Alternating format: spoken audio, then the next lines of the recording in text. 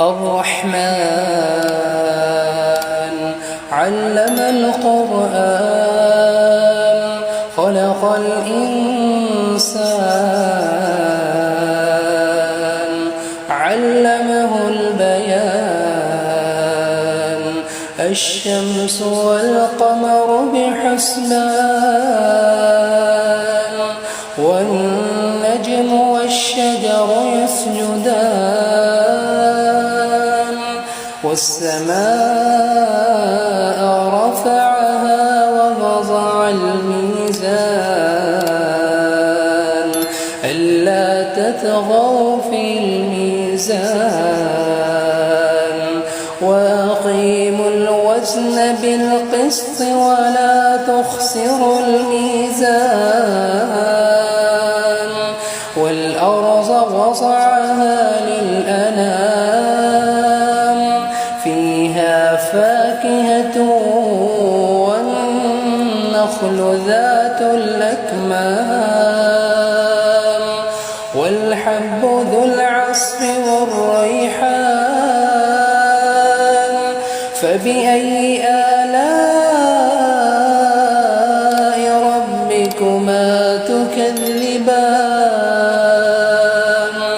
خلق الإنسان من صلصال كالفخار وخلق الجان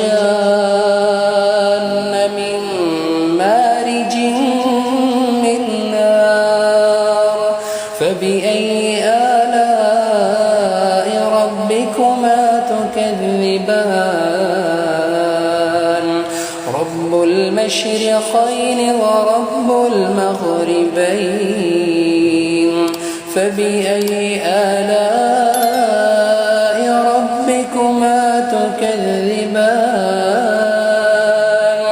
مرج البحرين يلتقيان بينهما برزخ لا يبغيان فبأي آلاء ربكما تكذبان يخرج منهما اللؤلؤ والمرجان